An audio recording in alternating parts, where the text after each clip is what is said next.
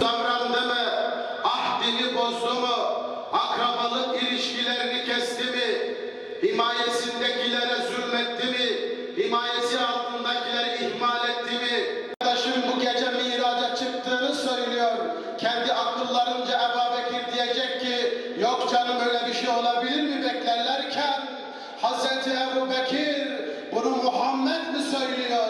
Vallahi Muhammed söylüyorsa doğru söylüyordur. İşte sıddık olan insan.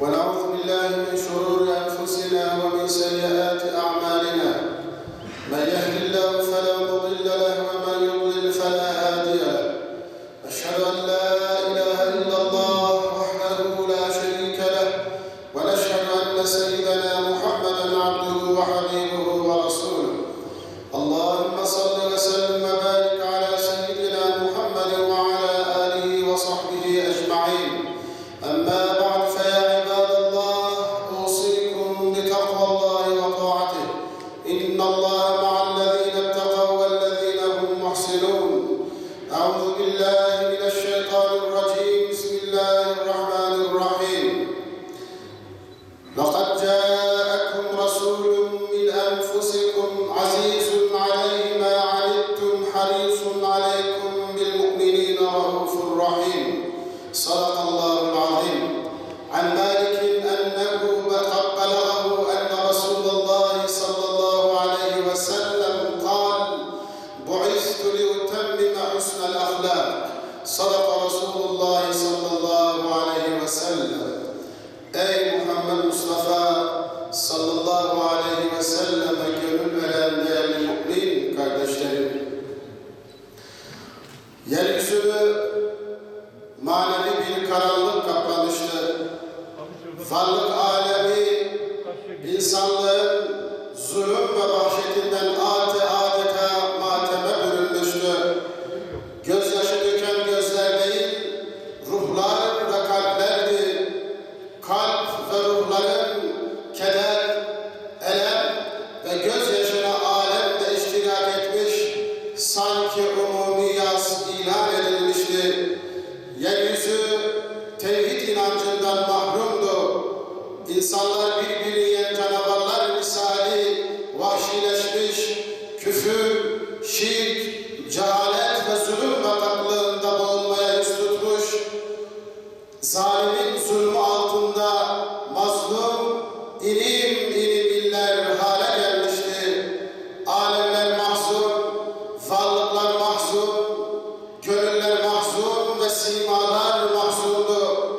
Elbette ki Allah Azze ve Celle bu haksızlıklara dur diyecek bir zatı şefkat ve merhametinin tecellisi olarak, eseri olarak gönderecekti.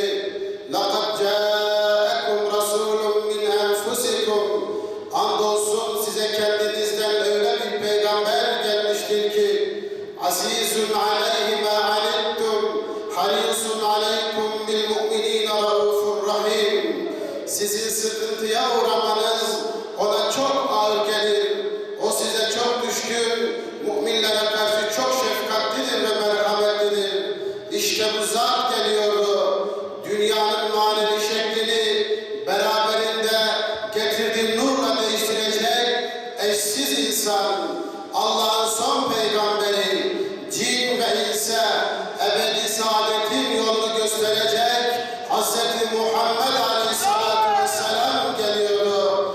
Kainat hürmet ve haşyet içinde efendisini bekliyordu. Bütün alem onu beklemeye sevinç içinde hazır durumdaydı. Tarih miladi 571 Nisan ayının 20'si Mekke'de mütevazi bir ev, günlerden pazartesi, vakitlerin sultanı, seher vakti, kainatın efendisi Hz.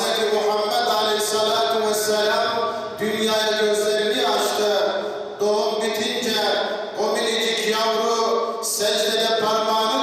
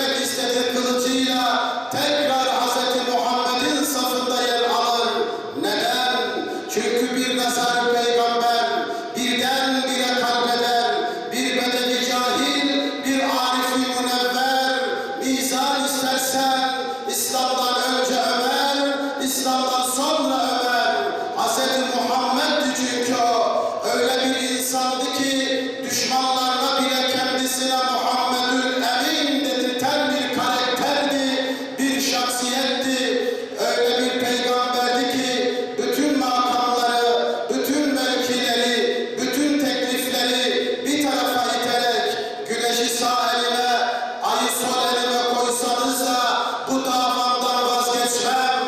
Bu davamı kaim oluncaya kadar, bu davamı tesis edinceye kadar mücadele edeceğim diyen bir karakterdi, bir şahsiyetti, bir rol modeldi Hz. Muhammed. Onun hayatı beşikten mezara kadar bellidir. Onun çocukluğu diğer çocuklar gibi değildi. Onun gençliği diğer gençlik gibi değil, çok güzel bir gençlikti. Yetişkinliği ise bütün gözleri kamaştıracak ve duyanları şaşırtacak, kalplere heyecan verecek ölçüdeydi. Bütün insanlık, bütün beşeriyet Hz. Muhammed'in gençliğinden vefatına kadar hayatını bir araştırsınlar da baksınlar. Bir kere yalan söyledi mi? Bir kere ihanet etti mi? Bir insana zulmetti mi? Edebe uygunsuz davrandı mı? Ahdini bozdu mu?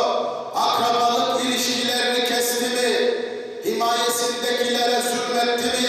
Himayesi altındakilere ihmal etti mi? İnsanlığı terk etti mi? Bir kimseye sövdü mü? Hiç taptı mı? Dünyalık için, makam için, mevki için kendi değerlerinden vazgeçti mi? Aldattı mı? Hayır. Hayır. Çünkü o Muhammed Aleyhisselatu Vesselam'dır. Çünkü o Cenab-ı Hakk'ın göndermiş olduğu son peygamberdi. Çünkü o insan ve cinne gönderilen rehber ve önderdi. Çünkü o Hz. Ebu Bekirleri, Ömerleri, Osmanlıları, Alileri yetiştiren bir insandı. Öyle Ebu Bekir ki sıddıklık unvanına ulaşmış bir Ebu Bekir. Miraç'tan dönünce müşrikler Hz. Muhammed'in arşını yakalayacaklar. Ebu Bekir'e koşacaklar. Ey Ebu Bekir, senin arkadaşın bu gece Miraç'a çıktığını söylüyor. Kendi akıllarınca Ebu Bekir diyecek ki yok canım öyle bir şey olabilir mi beklerlerken Hz. Ebu Bekir bunu Muhammed mi söylüyor? Vallahi Muhammed söylüyorsa doğru söylüyordur. İşte sıddık olan insan. Öyle Ömer ki kıyamete kadar bütün beşeriyet onun adaletinden bahsedecek. Öyle Osman ki bütün dünya onun cömertliğinden ve hayasından bahsedecek. Öyle Ali ki bütün beşeriyet onun şecaatinden ve ilminden bahsedecek. İşte böyle bir toplum yetiştirecekti. Saadet toplumu, saadet devri, model insanları yetiştirecekti. İşte Ali Kerramallahu Vecehu hilafeti döneminde başından geçen bir kıssayla bitirelim kardeşlerim. Hz. Ali hilafeti sırasında bir zırhını kaybetmiş ve bu zırhını da Yahudinin, Hristiyanın biri almıştı. Hz. Ali radıyallahu teala anh zırhının onun yanında olduğunu öğrenmiş ve bu zırh benimdir demiştir. Ama Hristiyan adam inkar ederek zırhı inkar etmiştir. Hz. Ali'ye zırhı vermemiştir. Çareyi mahkemede bulmuşlar. Hz. Ali ile bu Hristiyan adam Kadı Şuray'ın karşısına giderler ve muhakeme olurlar. O dönemdeki Hz. Ali halife, Hz. Ali devlet başkanı, Hz. Ali devletin en üst zirvesindeki şahsiyet. Mahkemede muhakeme olacaklar. Hakimin karşısında mahkeme olacaklar. Hakim Hz. Ali'ye sorar, ey Ali, şahidin var mı? İspatlayacak bir delilin var mı? Hz. Ali hayır der. Ne şahidin var, ne delilin var, ispatlayamam deyince hakim o zaman bu zırh şu adamındır der ve mahkemeyi bitirir. Böyle olunca Hristiyan şaşkına uğrar.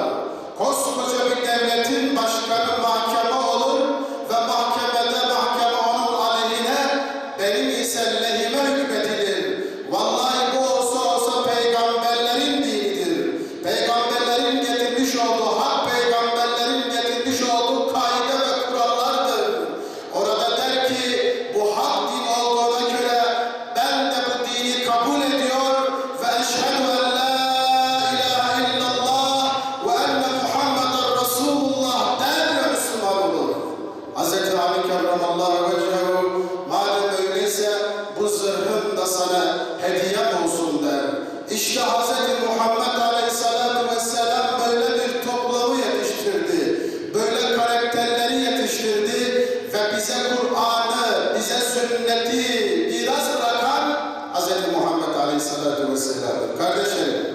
Şunlarla bitirelim. Peygamber olmadan Kur'an anlaşılmaz.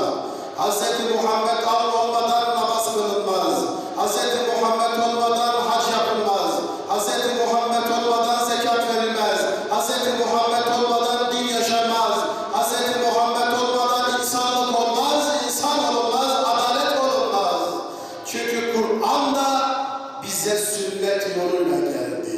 Kur'an'ı kabul edip de sünneti kabul etmeyenlere söylenecek tek söz, madem sünneti kabul etmiyorsanız o zaman Kur'an'ı da kabul etmiyorsunuz demek ki, çünkü Kur'an bize Hz. Muhammed Aleyhisselatü Vesselam'ın sünneti yoluyla geldi. Cenab-ı Hak bizleri Hz. Peygamber'in ahlakıyla ahlaklanabilen kullarına eylesin.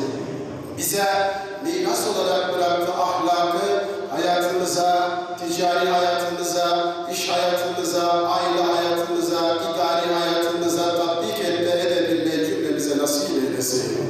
Cenab-ı Hak Hz. Muhammed Aleyhisselatü Vesselam'ın gelişini sadece bir gecede bir mevlüt okuyarak değil, sadece bir iki defa 10 defa salavat getirerek değil, bunlarla beraber bize yol haritası olarak bıraktığı Kur'an ve sünneti hayatımıza tatbik edebilmeyi nasip eylesin. Amin. İnne ahsenel kelam ve ebla'n nizam kelamullahil melikil azizil allam kema kâlallahu tebâreke ve teâlâ fil kelam ve izâ kuriyel Kur'ân festemi'û leh ve ensitû leallekum turhamûn. Euzu billahi mineşşeytanirracim. Bismillahirrahmanirrahim. İnned-dîne indallâhil İslam.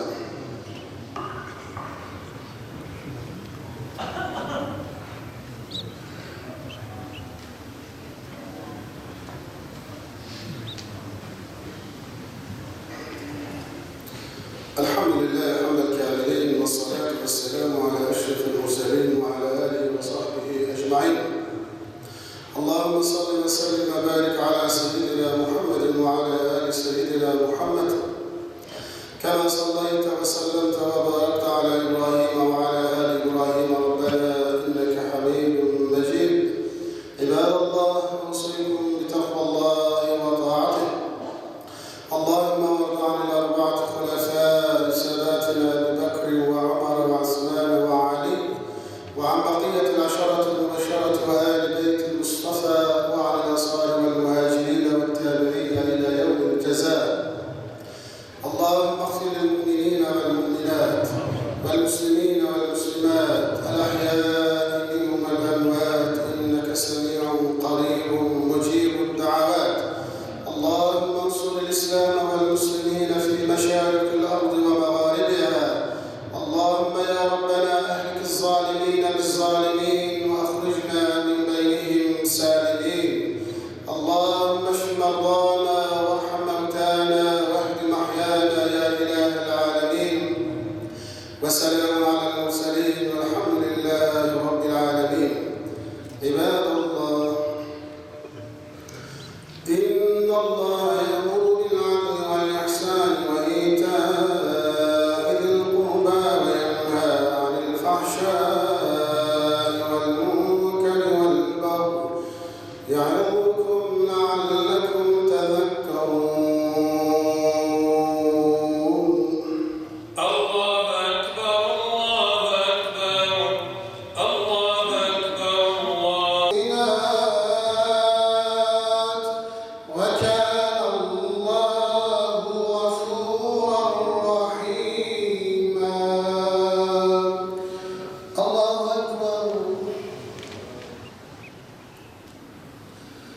سمع الله لمن حمده.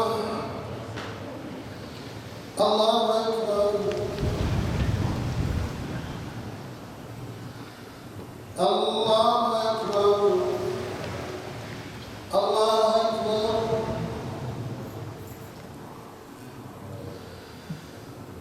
الله